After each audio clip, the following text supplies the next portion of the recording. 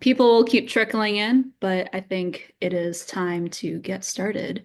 So, hello everyone. My name is Hillary Steen, and I am one of the community grants managers at Humanities DC. Thank you so much for coming to today's Visions Grants workshop, where we will do a deep dive into all of the wonderful aspects of the Visions Projects and Events Grant. You may have noticed that this presentation is being recorded. It will be posted on our website in addition to all the slides, and we will also send out a recording to all of you after the fact. If you would like captions during this presentation, if you go to the bottom of your screen in the Zoom platform, you should see an ellipses and you should be able to get captions that way. Throughout the presentation, if you have questions, feel free to just interrupt me. You can also type questions or comments into the chat. When you do type the comments in, please send them directly to my colleague, Leah Gage, or to the whole group. Just because if you send it just to me, I might not see it in a timely manner. But again, thank you all so much for being here today, and let us get started. Okay, so this is just an outline of how this presentation will go. We have about an hour and a half here, so there will be a lot of information.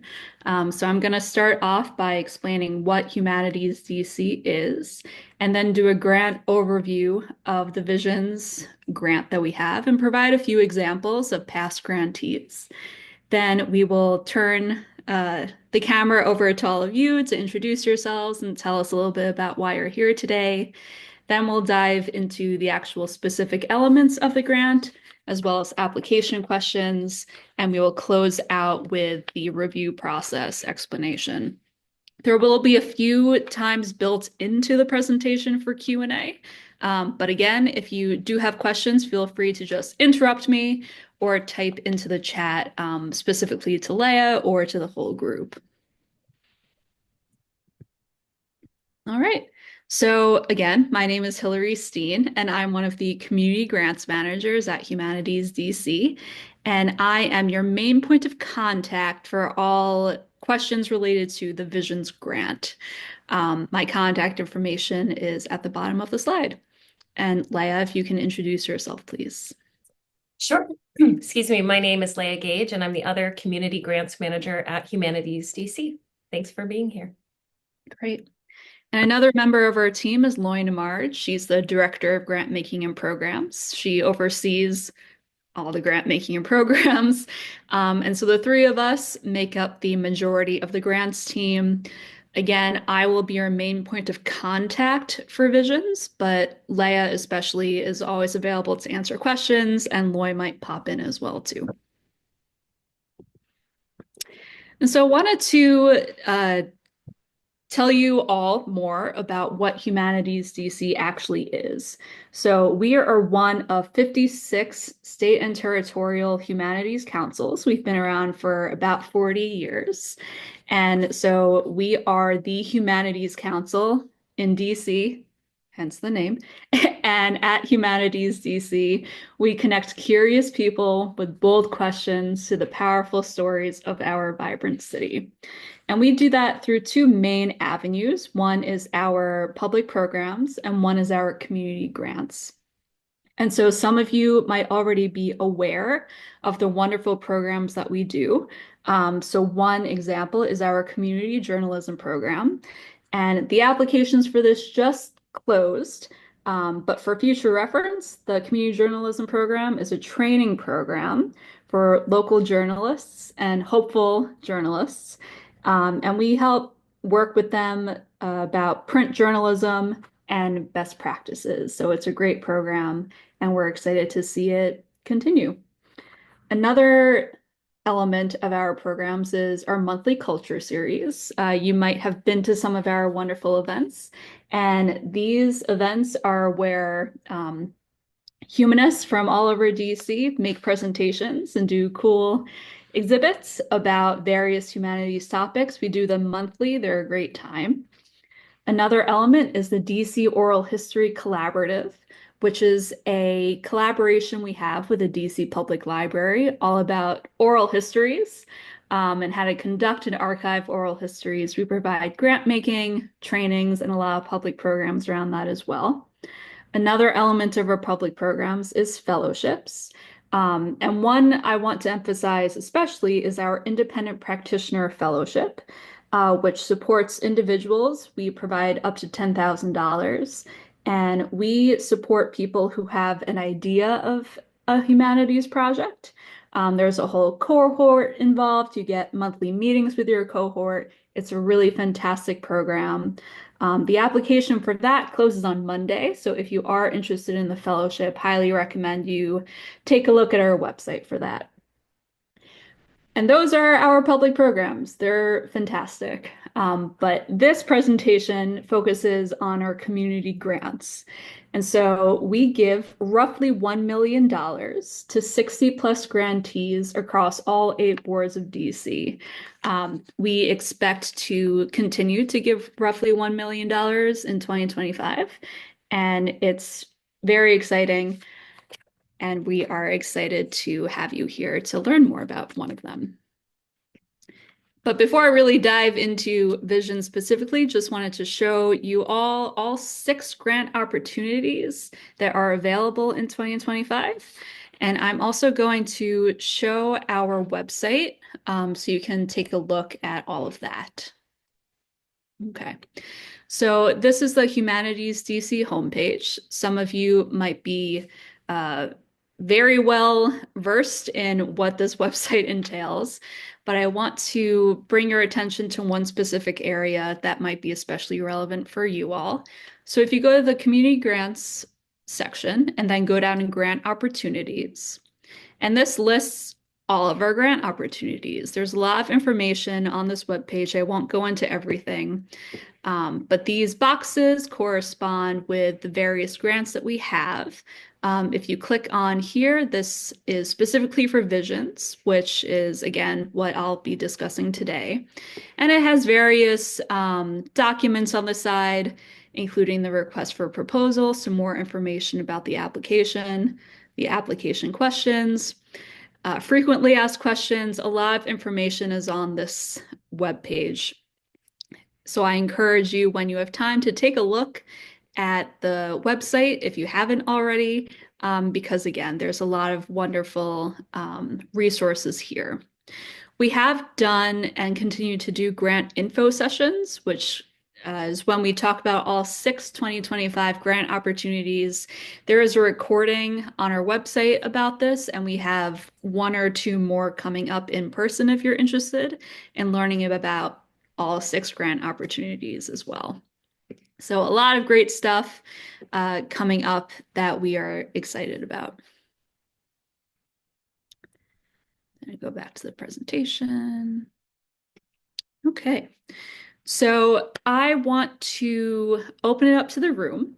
I was wondering if any of you can define what the humanities actually are. You can either type it into the chat or just speak out loud, looking for your ideas here.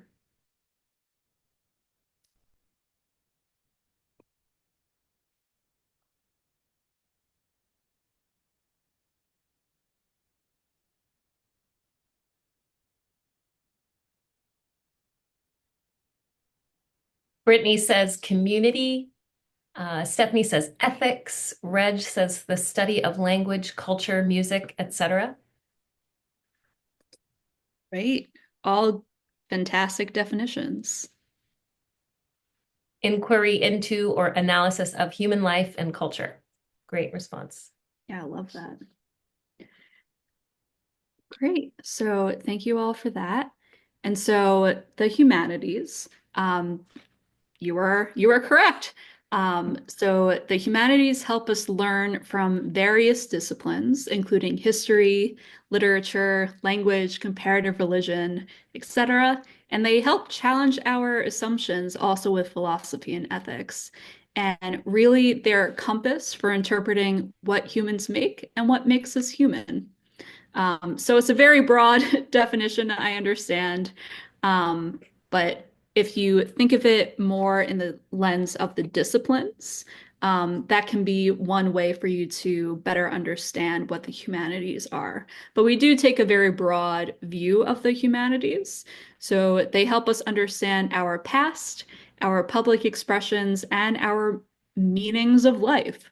And that could be told through history, anthropology, archaeology, literature, language, ethics, philosophy, comparative religion, and the law.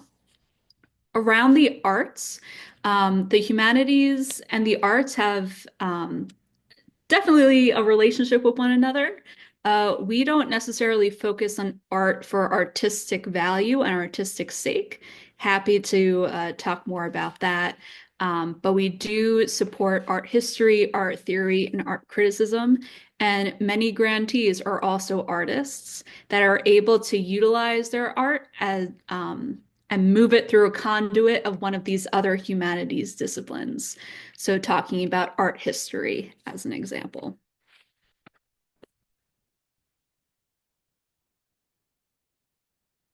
And so, for this presentation, again, this will focus specifically on the Visions, Projects, and Events grant.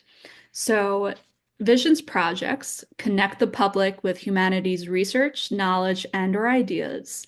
Although Visions projects might be connected to larger issues, the primary themes and audiences for Visions grants are DC based.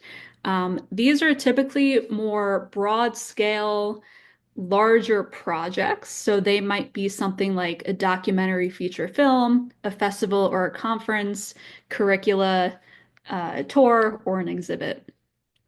And this grant is only available to DC-based nonprofit organizations.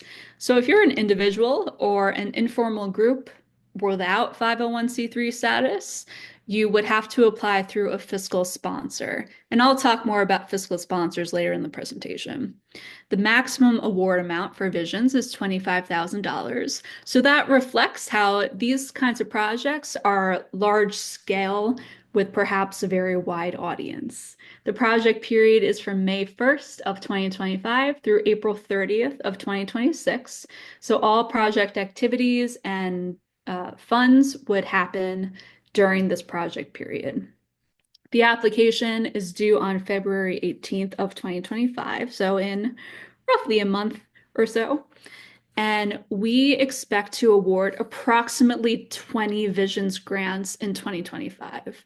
And just to give you an idea of the competitiveness of Visions, last year, 23% of submitted applications actually received funding. So Visions has historically been our most competitive program grant. And I'm not telling you this just to scare you, but it is a very popular and competitive program, just FYI. And for those of you who are already aware of our other grant opportunities, you might remember another grant called Community Culture and Heritage, which is very similar to Visions. However, CCH, Community Culture and Heritage, is more focused on local grassroots projects, whereas for Visions, it is typically a larger project. So it might be feature-length documentary films, etc., like I just said. So if you're trying to decide between CCH and Visions, just keep that scope in mind. And I'm always available to answer questions about your particular ideas as well. And at the bottom of the slide here is a link to the RFP.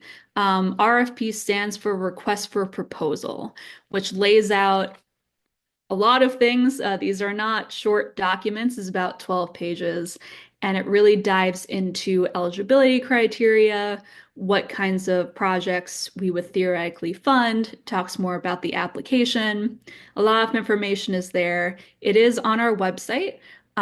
So I highly recommend if you have not looked at the RFP yet, that you look at the RFP. And so I wanted to provide two examples of current grantees for all of you. One grantee is an organization called the Rainbow History Project, and their project is called Gay Pride in DC, 50 Years of Protests and Parties. So, Rainbow History Project is creating an exhibit on the history of Pride in DC that will be displayed during World Pride, which is happening later this year. And they're also creating an online portal with information that can be evergreen and be used into the future for years to come. Another grantee is called Archaeology in the Community, and their project was called 2024 DC Day of Archaeology Festival. And so they were able to do initiatives during the first ever DC Archaeology Month, which I believe was this past June or July. And they had events throughout the city throughout the month in partnership with other local institutions, all about archaeology in DC. So these are just two examples. Our website lists all of the 2024 grantees if you want to take a look. If your particular idea has nothing to do with grantees that we have funded in the past, that's totally fine. But if you want to take a look at that list just to figure out a baseline, that information is on our website. And so now we're at the point where we would love to hear from you all. There are a lot of people on this call, so I don't think we'll have time to hear from everyone. But if you want to introduce yourself, say if you are affiliated with any organization, and any ideas about what project you're considering, how you think it's connected to the humanities, etc. So feel free to take yourself off mute or write in the chat. Try to keep your answers to roughly 30 seconds just because we have so many people on the call, but would love to hear from a few of you at least about your project ideas.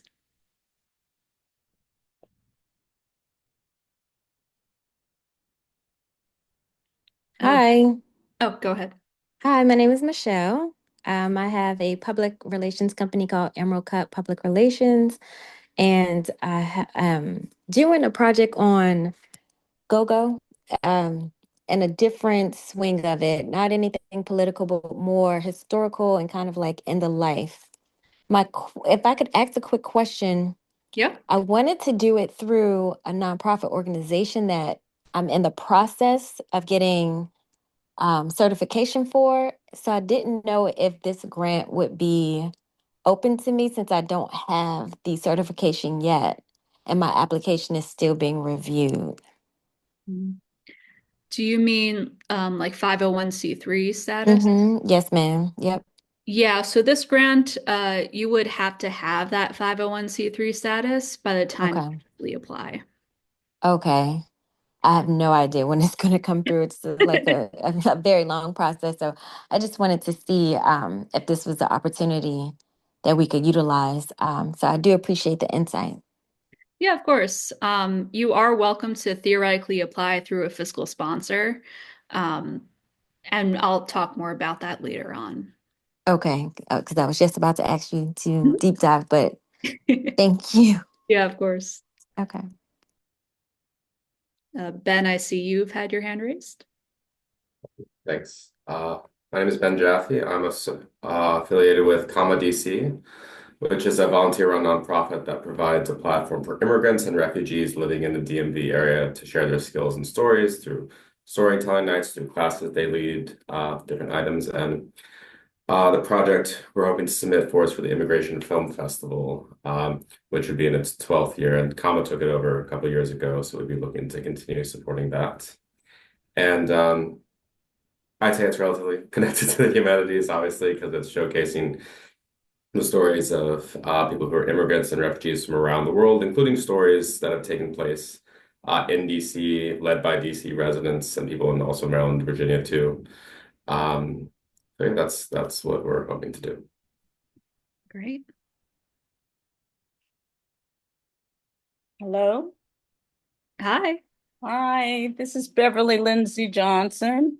I'm with the African American Music Association, and our project is a documentary. I am a documentary producer and director, and the documentary that we will feature is called Hey Bo Diddley, the story of Gloria Jolivet. And Gloria is a native Washingtonian. She's now 78 years old.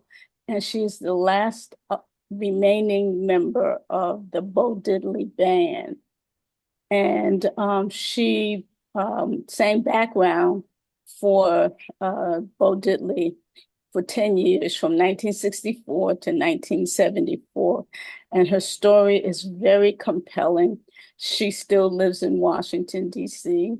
And it's going to be an exciting documentary. Great, thank you.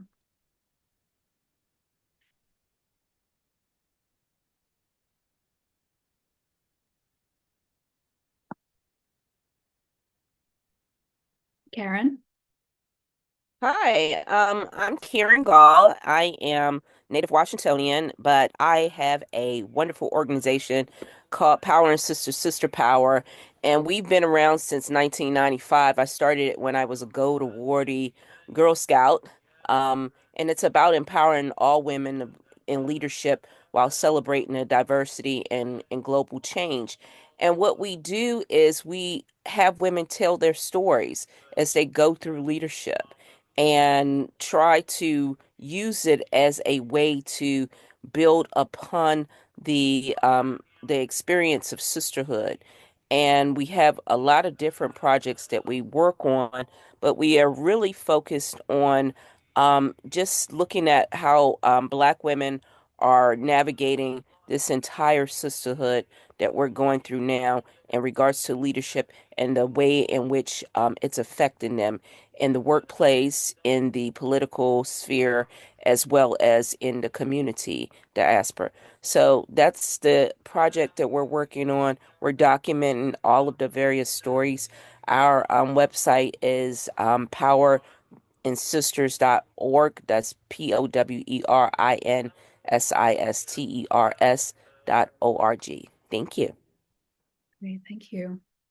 And I know the chat has been abuzz with other organizations and project ideas. So it's wonderful to hear about all of your project ideas. The breadth and depth of everything is really exciting to hear about. So again, thank you all for being here today. And so I'm going to transition over into a little bit more about the Visions grant requirements at this point. So some of you might have noticed this already if you have reviewed the RFP or started on the application. But Visions is one of 3 grant programs we have that requires someone called a humanities scholar or community expert. So your Visions application must include the scholar who is knowledgeable about the proposed subject matter to inform the project design, implementation, and/or evaluation. And we define the word scholar very broadly. So your scholar can have formal academic training, so perhaps they're a university professor. But scholars can also have lived experience through their personal or community heritage. So perhaps it's someone who has lived on the block for 40 years. They know all about the neighborhood and the community. They could be considered a project scholar. And ultimately, the scholar lends legitimacy or intellectual authority to the project.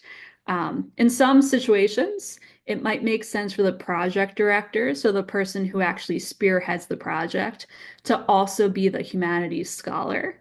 That's totally allowed. You would just explain that in the actual application.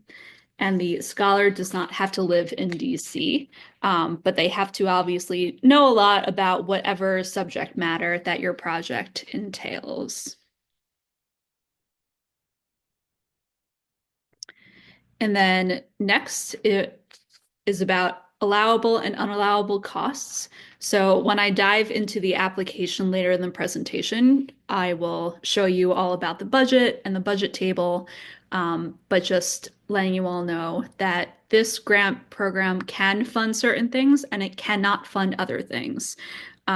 So this grant can fund things like salary and wages, stipends and honoraria, project supplies, transportation, publicity, things like that. And also, if you end up applying through a fiscal sponsor, you can pay that fiscal sponsor up to 10% of the total award. So if you receive the full $25,000 for this grant, then you can pay your fiscal sponsor $2,500 for administrative tasks. And again, I'll talk more about the fiscal sponsor later in the presentation. And then shifting to the other side of the slide, so Visions cannot fund certain things as well. So it cannot fund any non-program related costs, which may include things like rent, overhead or indirect, utilities, restoration, general office supplies. It also cannot fund things like food and beverages, entertainment, social activities, or fundraisers. And I highlighted food and beverages here just because I know a lot of you are hoping to do some kind of big event or festival. But so just be aware that Humanities DC funds across the board cannot be used to pay for food and beverages. So just keep that in mind. Visions can also um, Visions also cannot fund tuition and scholarships, debt rejection, regranting, or any funding to government agencies. And shifting a little bit back towards what the grant program can fund with salary, wages, stipends, honoraria, we definitely want you to get paid and we want the people who work in your project to get paid. So definitely don't be coy about not including something like salary in your budget. We definitely want you to get paid appropriately for your time and labor working on your project. And next, jumping back to fiscal sponsorship, which is something that I brought up a few times. So as a reminder, Visions is only open to organizations. So if you're an individual or a community group without 501c3 status, you would have to apply through a fiscal sponsor. And that fiscal sponsor is a 501c3 nonprofit that is based in DC. So all of the eligibility requirements that are noted in the RFP also would apply to the fiscal sponsor. So again, that organization has to be based in DC. And fiscal sponsors assume all financial and legal obligations of the grant. So they're the ones who would actually submit the application. And if you get funded, then they are technically considered the grantee. So they are the ones who would receive the actual funds themselves. They would be the ones to submit the interim and the final reports as well. And I'll talk more about the report requirements a little bit later. So the fiscal sponsor would be the one to do those three key things. And applicants that apply through a fiscal sponsor must use the fiscal sponsor's organization account within our grants portal. If you don't have a fiscal sponsor in mind, but you want to go this route, we at Humanities DC have trusted relationships with a few local fiscal sponsors, and we would be happy to put you in touch with them. And Humanities DC does not get involved with the relationship that would form between the fiscal sponsor and the sponsored entity. So you would work with them to develop a relationship and a mutual understanding of what is involved with being a fiscal sponsor.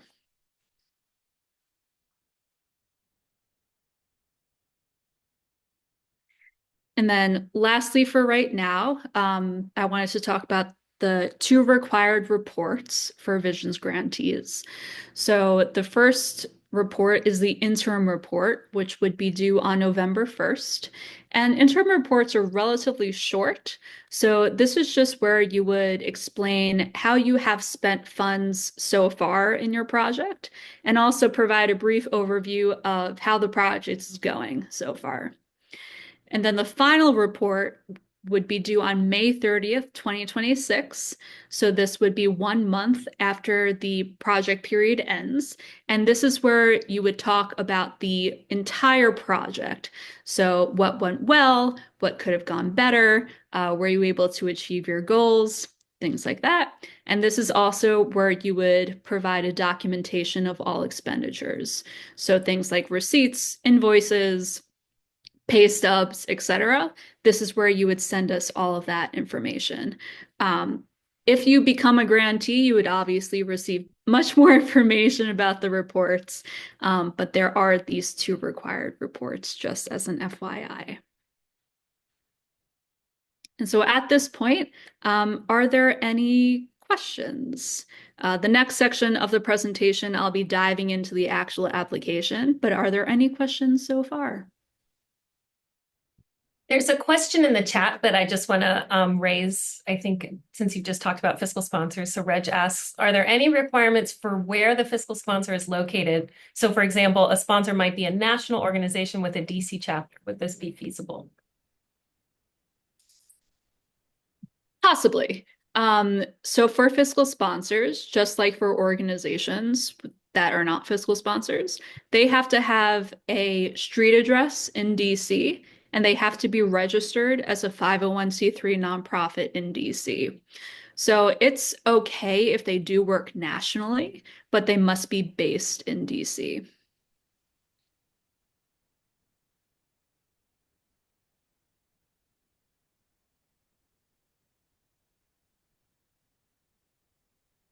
Hello. Hi. Hi. Okay, I did put a question in the chat and I got a response, but I'm still not clear.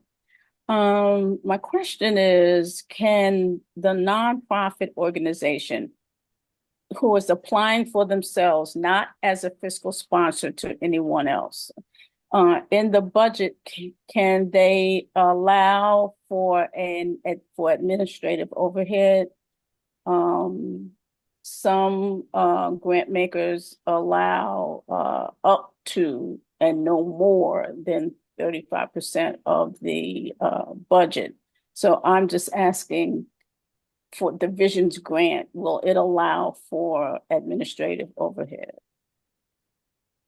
So overhead is not allowable under this grant, so we would not be able to cover that.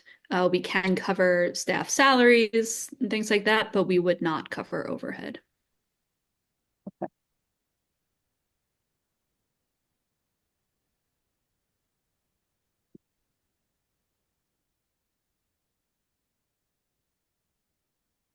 And let's see, a question here. Can one fiscal sponsor have two submissions? Yes. So a fiscal sponsor can be a sponsor for up to 3 projects. And if that fiscal sponsor wants to apply for funding for themselves, they're welcome to do that too. And then another question, someone looking to have an event in March 8th, 2025. Is that not eligible? And so I noted that the grant period is May 1st, 2025 to April 30th, 2026. So yes, if your event was in the following March 2026, that would be eligible. Just has to take place within that grant period.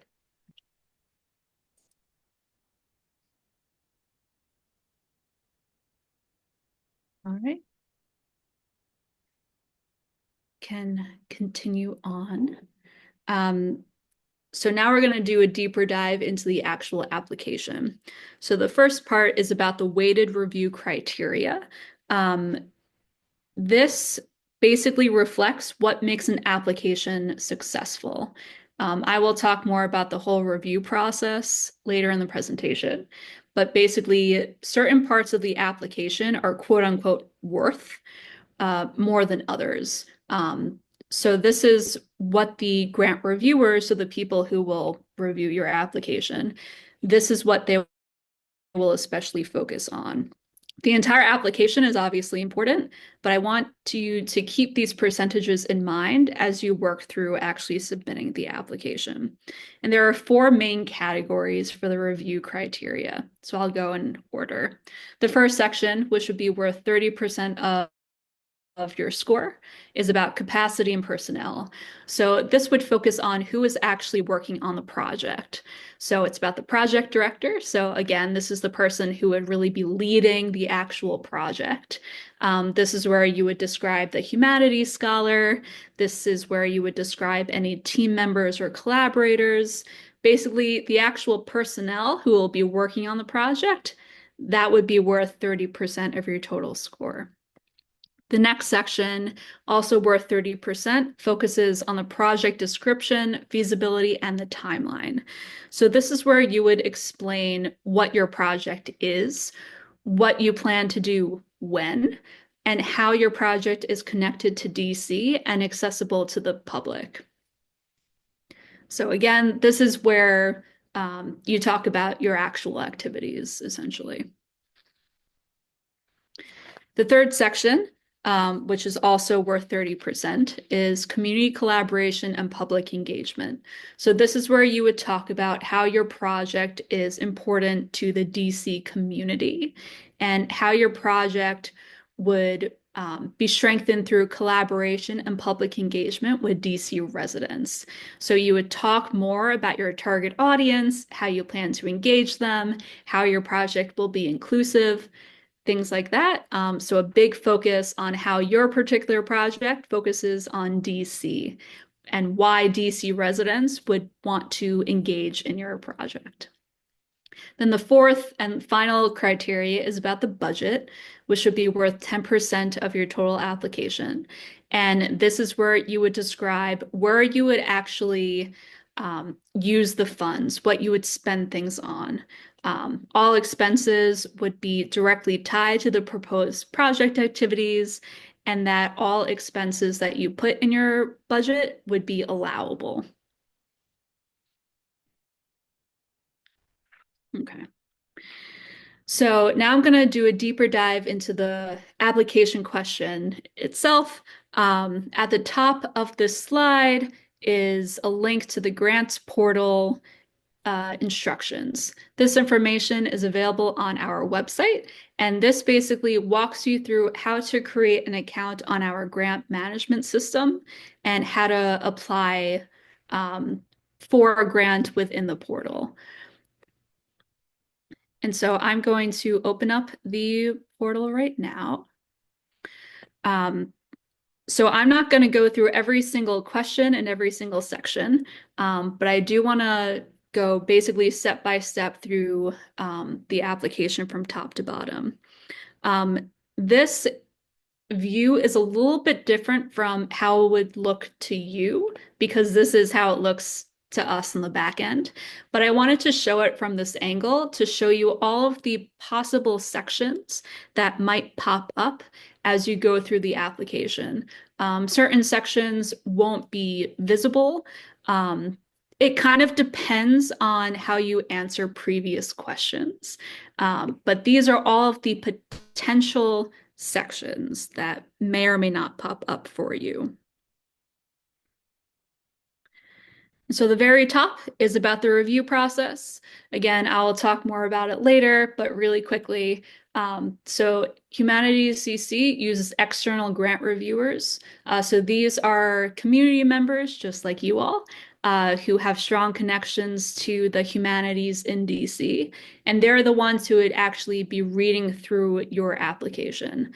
So Humanities DC staff, as well as our board, don't choose who gets funded. It is really these reviewers who do so. So this is a brief overview at the top about that whole review process, and more information about becoming a grant reviewer is available on our website. So the first three sections is basically applicant information. So this is where you would note like where your organization is located, because remember, Visions is only for organizations. So up here under applicant type, there's only one option, which is organization. Certain questions in the application won't be viewable by the reviewers. Some things are just reviewable by us on staff. So, for example, reviewers won't see like how you learned about the grant opportunity, but that's great information for us at Humanities DC to understand as an example. This section is about previous grant experience with us. This grant is open to previous, current grantees, as well as people who have never received funding from us before. So this box is more for us to remember or to learn about experiences that you've had with us in the past. If you have been a grantee of ours before, that does not necessarily mean that you will get funded again. We give equal weight if you have been a grantee of ours or you're brand new. And then here's more information about the organization. So you would talk a little bit about your mission statement, for example, your budget, etc. And if you are a fiscal sponsor, then this section will pop up. And this is where you would talk about what entity you are actually sponsoring. So if you are sponsoring an individual, that's where that person's name will go. If you're sponsoring an organization, it would also go in the same box. And remember that fiscal sponsors would actually be the organization that would submit an application on behalf of the sponsored entity.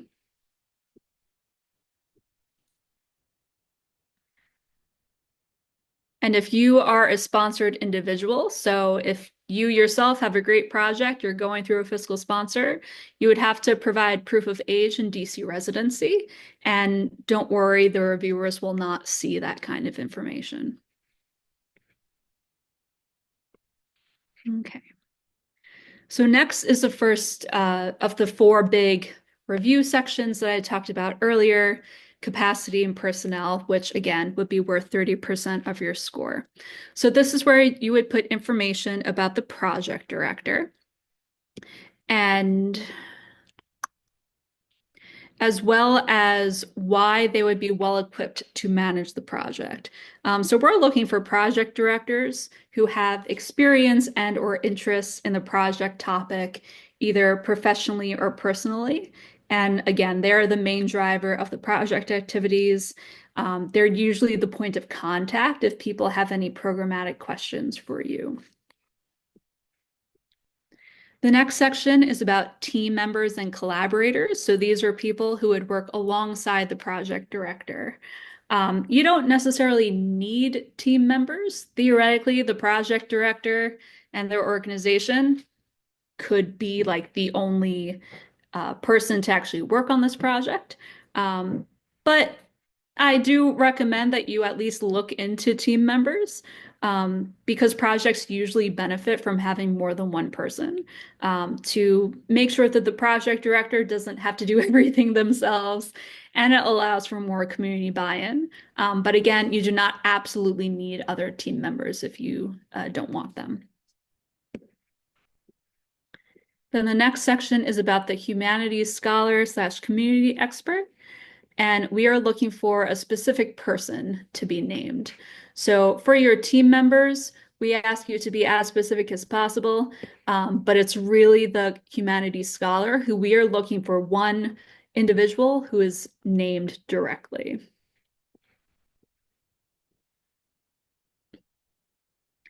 And this is where you would talk about the qualifications of that scholar.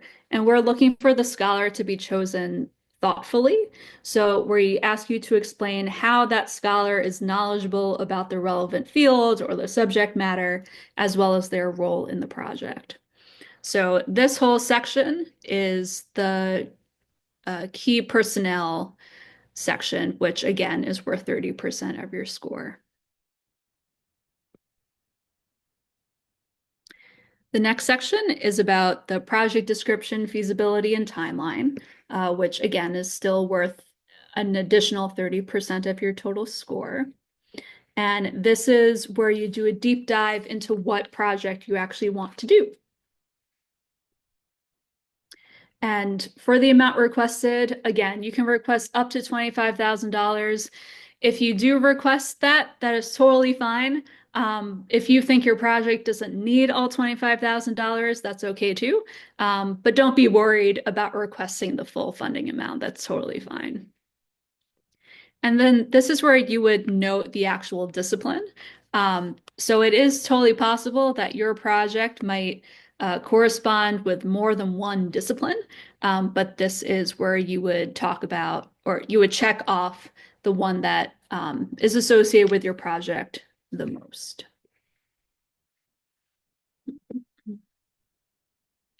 This is project summary. This is just a brief summary, a brief overview of your whole project. And then this is where you start diving into what your project actually is. So please be as detailed as possible throughout the application. And it really starts to be extra important in the description of activities right here. The next section is the timeline.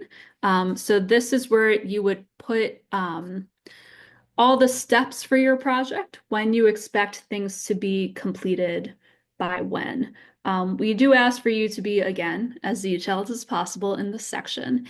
It is totally fine if you don't have exact dates, but just provide as much detail as you possibly can here. And I do want to emphasize that Humanities DC funds can only be spent during the project period. So that would be from May 1st of 2025 through April 30th of 2026. So if you have an idea for a summer event, for example, just be aware that you cannot start spending these funds until May 1st of 2025. You might receive the funds a little bit before then, but your actual project cannot start until May 1st. There's a question from Ben. Yes. You want to go ahead? Thanks. Just sorry, quick question, just because we were in that area of timeline. I guess, well, two hopefully quick questions. First, because the project's always starting in May, for the presentation at the time, if the preparation for the event is already in progress, is there a preference to show kind of what has already been done? Because if we were right, the timeline starting in May, it might look a little weird if it's like you're suddenly in the middle of preparation for the event to take place. So is it okay to kind of provide a little bit of background, being like, this has already been done, and then once the grant started, we start showcasing that timeline in May? Yeah, that is totally fine. For projects that are ongoing, you're definitely welcome to, throughout the application, talk about successes you've already had, any preparation. Just remember that these funds won't be able to be spent until May 1st, but definitely make that explanation clear. Understood. Thank you. And the second very quick question was just if the event is ideally taking place in like October, November, there's obviously a lot of time after that. If the event is happening at an earlier date, can funding be kind of reserved for items afterwards? Like I'm thinking of kind of evaluation methods and stuff like that. Can funding for this still be used, even if it's technically after the event, but it's related? Yeah, that is totally fine. If you want to, let me take a step back. For Visions projects, as long as they happen sometime during the project period, that is totally fine. So we've had grantees who have their event, for example, at the very, very end of the project period, and they're just prepping the entire time. We have had other grantees where they have projects or events that really conclude in October or November. They continue working on the evaluation, etc. That's totally fine. You don't have to start immediately. You can start immediately as long as the project happens up until April 30th. Even if it ends earlier than that, that's totally fine. So thank you very much.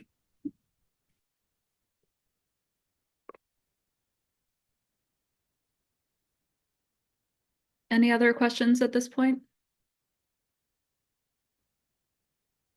I know I'm throwing a lot of information at you. I'm sorry. This will be recorded and sent out.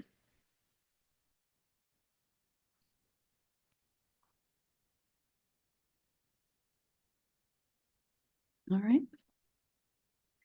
So continuing on, the next question is about your connection to the humanities. So this is where you would explain why your project focuses on the chosen humanities discipline or disciplines that you noted earlier in the application. And we realize that the definition of the humanities can be kind of vague. So here are just a list of potential questions that you can think about in your answer. You definitely don't need to respond to all of them, but this is a helpful way for you to start thinking about how to answer this question.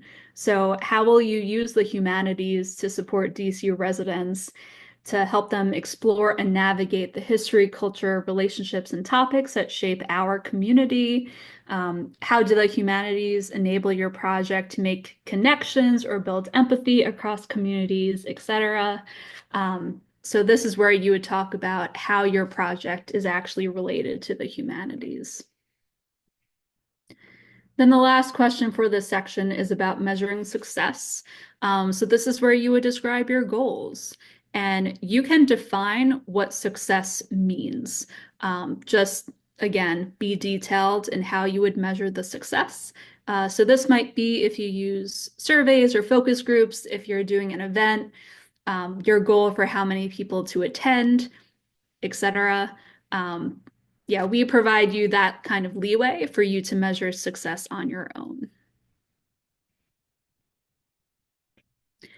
The next section is only for applicants that want to receive funding to create documentary films. So obviously, if you say you want to do a documentary, then this section will pop up just for the people who want to do a documentary film. And this is more tailored to questions that focus on your documentary film. So one of the questions about film availability. So where will your film be available? If you want to do any film screenings or focus groups or anything like that, this is where you would put information. And if you have already done films in the past, you would like to share a reel of your prior work, you're welcome to type it in here. You can also upload a file to a video file or a website or etc. Okay. Now the next major section is community collaboration and public engagement, which is 30% of the score. And this, again, talks about how your project is significant to the DC community. And so it starts off about talking about the target audience with demographics. So it talks about age, race and ethnicity, wards served, things like that. And your target audience can be as broad or as narrow as you would like, as long as you just explain why. So if you think that your project is really for everyone in all of DC, that's totally fine. Just explain why you think everyone in DC might theoretically be interested. You're also more than welcome to have it more targeted to specific demographics. Again, as long as you explain why. And then jumping down to the text-based questions, talking about why you think the project is necessary or important or interesting to DC residents. And again, like Visions projects can be global in scope or national, regional, etc. But what makes your project extra special to DC specifically? This is where you would put that answer. Next is about program collaboration and community involvement. So this is how your project will be strengthened through community involvement. So this is where you would list any potential organizational partners and what kind of role they would play. You don't need an absolute final list of your partners when you submit the application, but we do ask you to be thoughtful in your response. So if you would like to work with another organization, say why you want to work with them, what role they would play, etc. And then the last question in this section is about outreach strategy and community engagement. So this is where you can provide more information about your target audience and how they will know that your project is happening. How will the project, how will the public actually learn about the project? all Humanities DC funded projects are public humanities projects. So, how will your project be inclusive and accessible to the public? We define the word accessible pretty broadly. So, if you want to focus on the disability community, you're more than welcome to in this part of the application. But we're also looking for accessibility in other ways as well. So, for example, if you have a ticketed event, you want to sell tickets for it, that is totally fine. But we're asking you to describe about any discounts that you might provide to certain members of the community to make it more accessible to that demographic as well.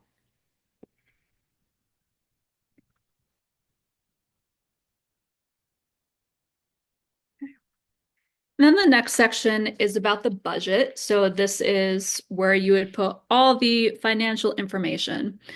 And I will just go down row by row. So the first row is about honoraria. So honoraria is typically for individuals who will be doing like one-off tasks for your project. So if you're doing a panel discussion, maybe you want to pay the panelists an honorarium, for example. And then salary and wages is how you will pay the people, the main partners on the project. So this might be for the project director, it might be for the community scholar, other team members, etc. And with honoraria versus salary, we realize that certain organizations have their own definitions for those two areas. And it is okay to use your own definition. So, for example, if your organization is made up only of volunteers and you're uncomfortable saying you pay them a salary, that's okay. You can plop them under honoraria. We typically divide honoraria into stipends and salaries into like staff members, but again, it is up to you and your organization for wherever you feel comfortable putting personnel expenses. Next section is travel. So this might cover gas for cars, metro cards. If you have people flying in from out of town, you have plane tickets, this is where you would put the travel expenses. Next is supplies. So these might be tangible items. So it might be like paper or uh, easels if you want to display exhibit information, for example. And if you are thinking of supplies versus equipment at Humanities DC, we do not differentiate between supplies and equipment. So if you are buying formal equipment, that would be under supplies here. Next is publicity, promotion, and printing. So this is where if you want to do any outreach, so if you want to print flyers to put up around town, this is where you would put that information. Next is facilities rental. So if you want to, again, host an event, you need to rent any space. This is where you would put that information. Next is evaluation. So like what Ben was saying earlier, you want to do an evaluation after your project ends to see what people thought about your project. You can put money aside specifically for that. And then the last budget category is other. So things that might not fit neatly into any of the other budget categories, you would put that here. And with all of these rows, you are more than welcome to put a dollar amount in every single row, but that is not required. So just keep that in mind. And then this second column is where you would list other sources of funding. So if you have a continuous project, or if maybe your project is brand new, but you already have buy-in from other funders, you are more than welcome to put that information in here as well. It's not required for you to have other sources of funding, but it is something that the reviewers do like to see because it helps explain that there is buy-in from other funders. But again, not required. Don't worry if you don't have any of it. And then down here is a budget narrative, and this is where you would explain the budget table above. So this is where you would explain each budget category by line item as detailed as possible. You are welcome to provide equations as needed for more complicated calculations, such as salary, or you're welcome to put lump sums. Just explain every single part of the budget table in the budget narrative. And I do want to emphasize for the budget that budgets are a plan. We find that applicants are the most concerned about the budget in their application. And I want to emphasize that budgets are plans. So it is totally possible that during your project period, you need to move some money around. Things might cost different from how you originally expected, etc. That is totally fine. Just provide us the information that you have at hand when you submit the application. If you become a grantee, again, you would be welcome to move funds around. So please don't be overly concerned about that part of the budget table. The next section is the appendix. So the appendix is an optional part of the application, and this is where you can put any additional information. So if you want to record yourself answering certain questions from the application, you're welcome to upload that here.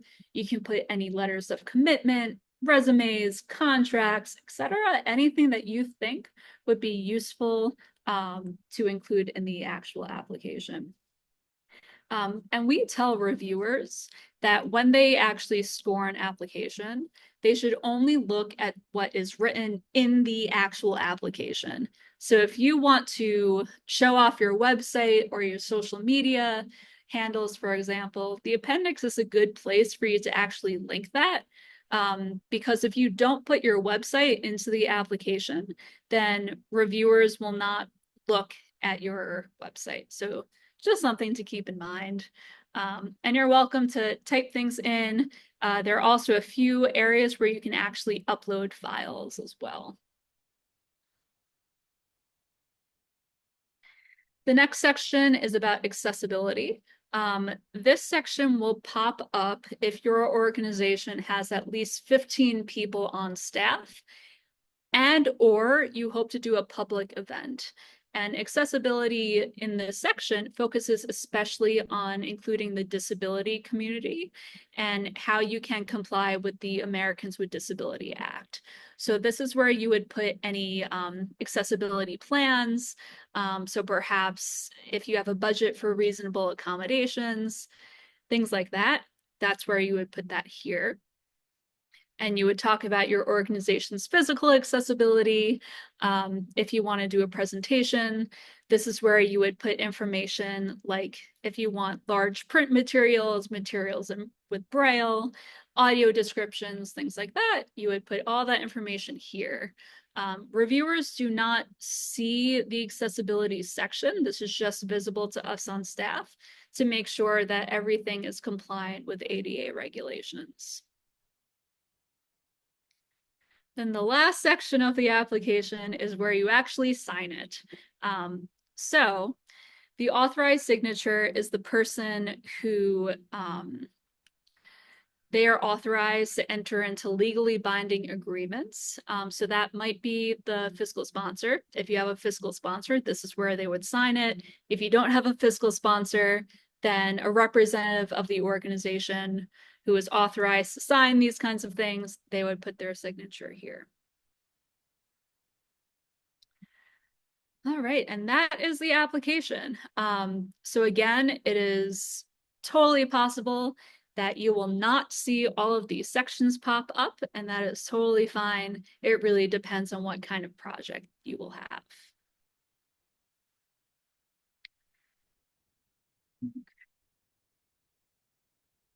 So now going back to the slides. And a lot of what I just said is written in the slides here for future reference too. Okay. So now looking at a broader, well, actually, first, before I talk about successful applications, are there any questions at this point?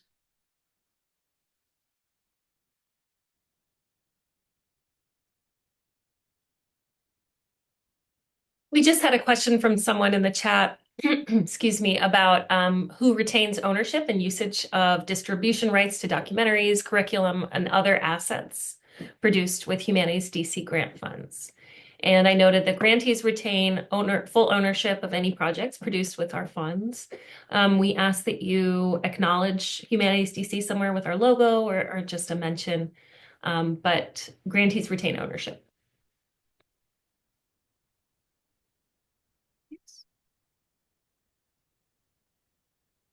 And then there's a question, sorry, go ahead.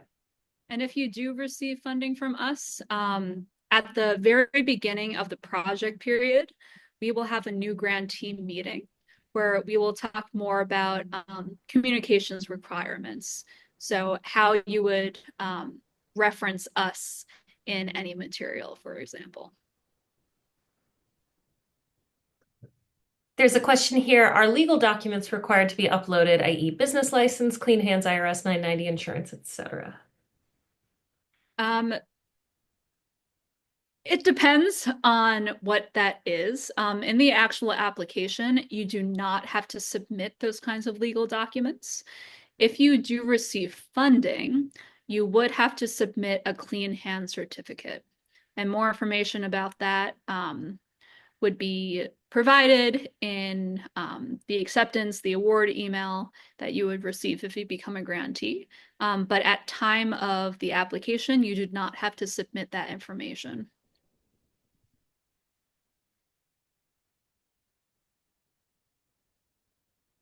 Another question here. Do the accessibility guidelines pertain to venues where events will take place?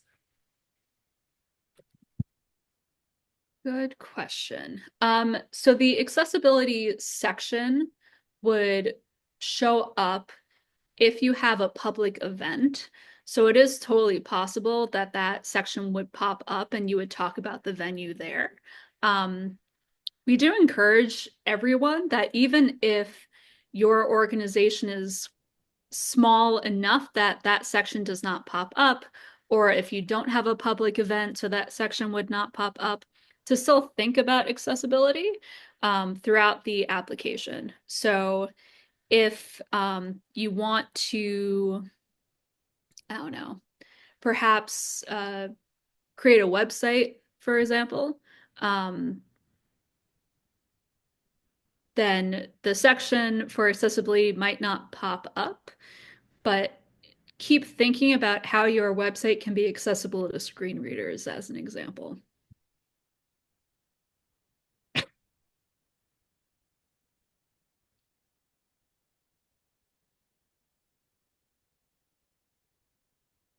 Any other questions at this point?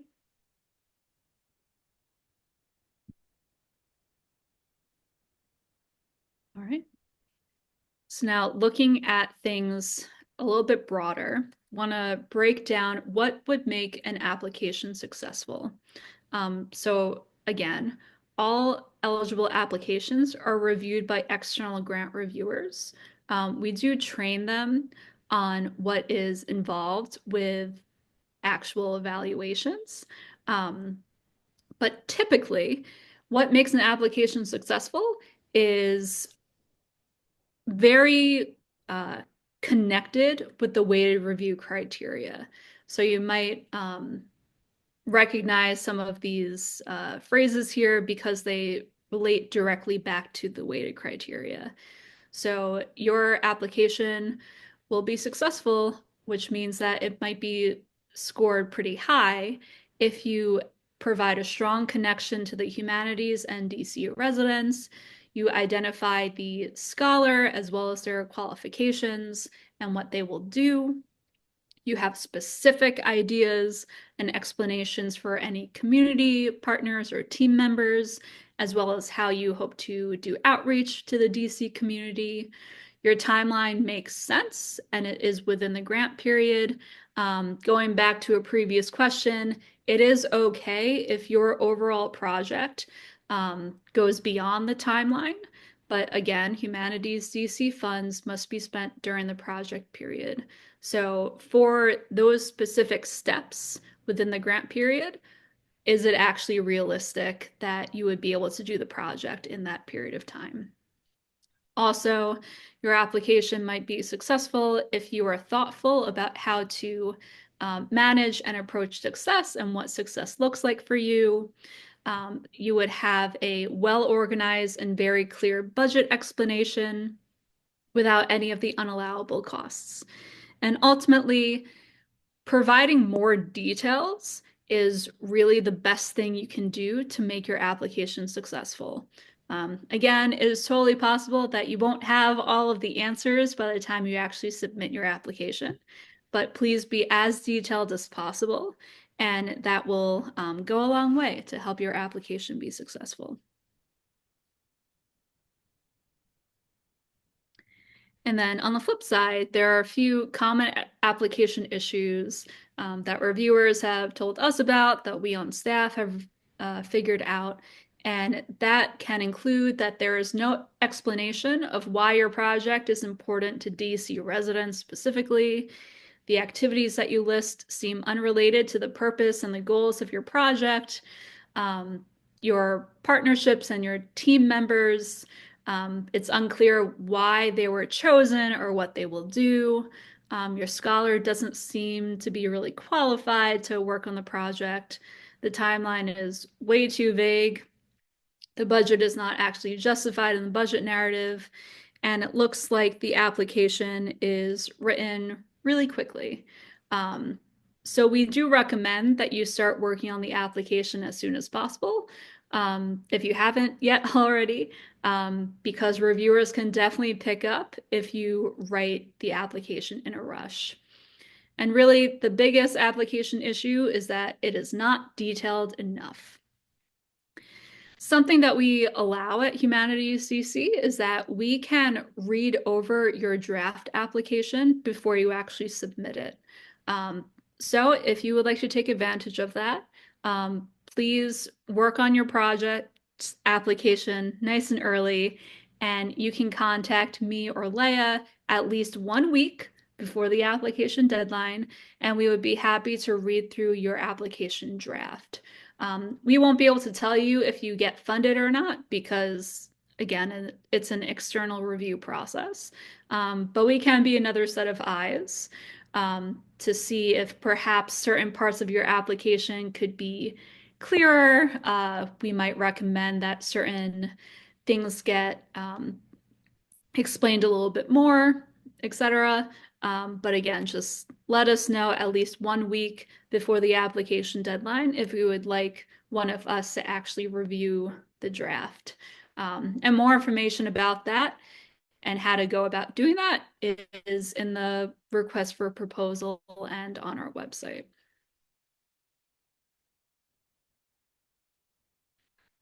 And so coming up to the end of the presentation, thank you for sticking with us today. Wanted to talk more about the application review process. So all submitted applications are reviewed by Humanities DC staff for something called eligibility. So this is where we would see if we can theoretically fund you or not. So for example, this is where we would check your organization's 501c3 status, as an example. And then all eligible applications then move on to the next stage, which is when we send them to the reviewers, who again are community members who have strong ties to the humanities in DC, and reviewers score applications based off of the weighted review criteria. And that weighted review criteria I went over earlier in the presentation. It's also listed word for word in the RFP and in the application itself. And the reviewers provide both qualitative comments and quantitative scores of basically every part of your application. And if you are interested in reviewing applications, I highly encourage you to check out our website. You are allowed to be both a grant applicant and a grant reviewer. You would just not be reviewing applications for the same grant program that you are applying to, because that would be unfair. Um, but we've had many applicants, grantees, and future applicants be grant reviewers. They get a lot out of the experience because they learn about cool projects and organizations around DC, and it can provide a really good idea of what makes a strong application because that is exactly what they're evaluating on.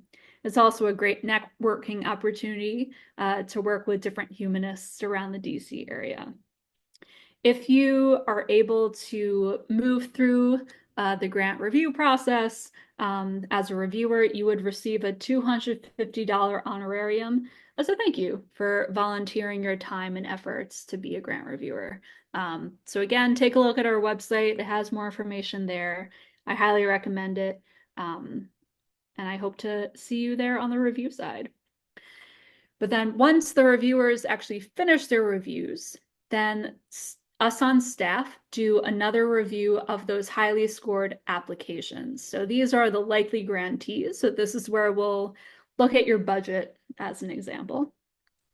And around this time, the Humanities DC board affirms that we did follow the review process as well. So just a reminder, our board does not choose the grantees. We on staff do not choose the grantees.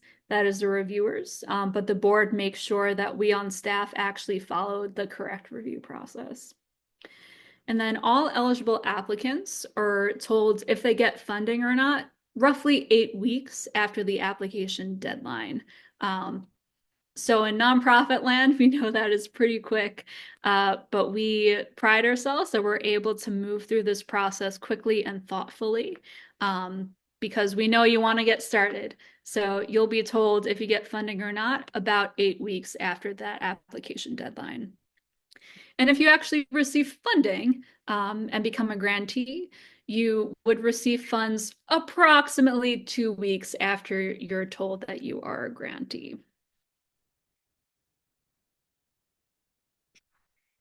And that is all about the Visions Grant.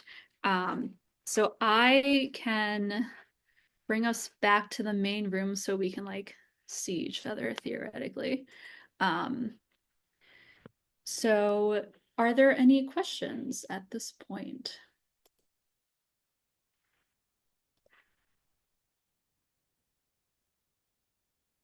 And thank you, Leah, for monitoring the chat throughout the whole presentation. Yeah, absolutely. We've had really good questions. One that I just answered, do grantees typically receive their full requested amount? And I said that yes, Humanities DC does not provide partial grants. The only case in which we might do something like that would be if there's leftover funds at the end of our grant period and we need to distribute them. We may reach back out to the next scored applicant who hadn't received funds. But that's pretty rare, and we generally fully fund requests. And we do ask that if you receive funding, that you spend all the funds. If you have any unspent funds by the end of the project period, you must return them back to Humanities DC.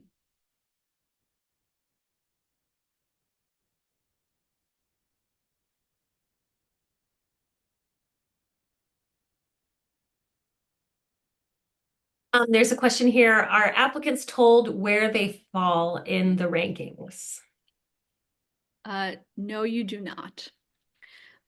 If you request funding and you do not actually receive the funding, denied applicants are able to receive reviewer comments.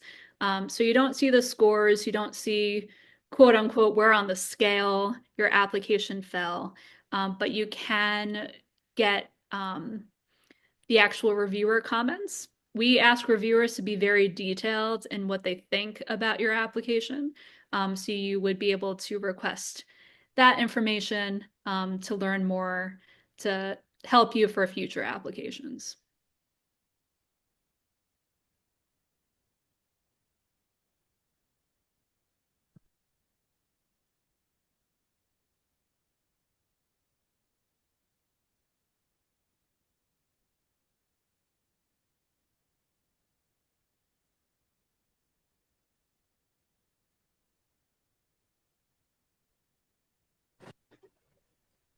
Hi, I have a question. I'm with a performing arts organization, and we were considering a humanities theme that would kind of weave throughout our regular season, and then have some sort of maybe a culminating event or maybe a couple of different kind of panel discussions and some online resources and things like that that would go along with the individual performances.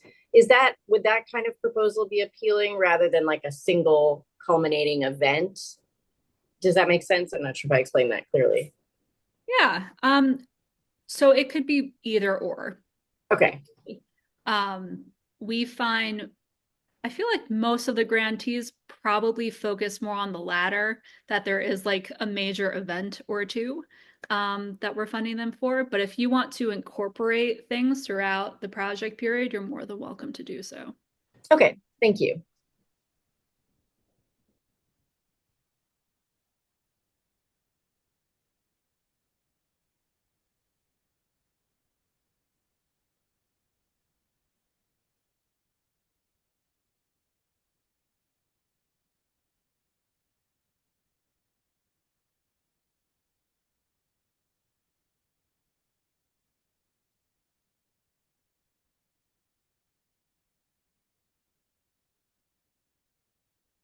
Any final questions?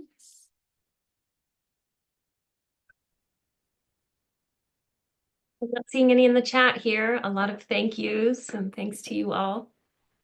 Great. All right, so we can end a little bit Sorry, early. We have Yeah, we have a couple quick questions here. Sorry, it just popped sorry, in. go ahead. Yeah, so one question, can we charge general operating expenses? So general operating expenses would not be eligible under this grant because it needs to be based on the project. So if you want to charge salary paid to you related to the project, perhaps use of the space related to the project, that would be possible, but not just general operating. And you could charge, can we charge for staff time and fringe working? Staff time, yes, as long as it's directly related to the project, but not fringe benefits. You could factor that into the staff time that you're paying for, however. And yeah, go ahead. And in cycle 2, we actually have a grant for general operating support. So more information about that is on our website, but that provides a whole amount of leeway to organizations to spend the funds however you deem fit, basically. That application will open up in early March. And then are there any costs that are not eligible? Yes, we had a slide on allowable and unallowable costs. And when we send out this recording, we'll also send out the slides that will include that information, as well as, so then the fourth question, what type of reporting requirements are there? Visions grantees submit 2 reports, and we'll also include that in the slides that we send out.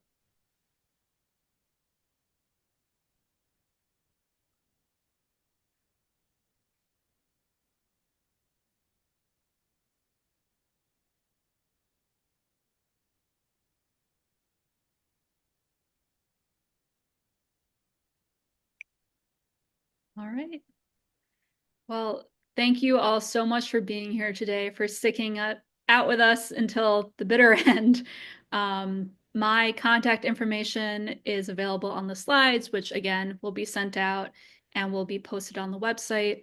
If you do have any further questions, I am always available. Leah is always available. If you want to set up office hours with one of us, so we would talk one-on-one with you about your particular project or any questions that you might have, you're more than welcome to do so. Information about that is on our website. And yeah, thank you all so much for being here today. Good luck with the application. And we hope that you will all become grantees with us in the future. So have a great rest of your day, everyone. Thank you. Take care. Bye-bye.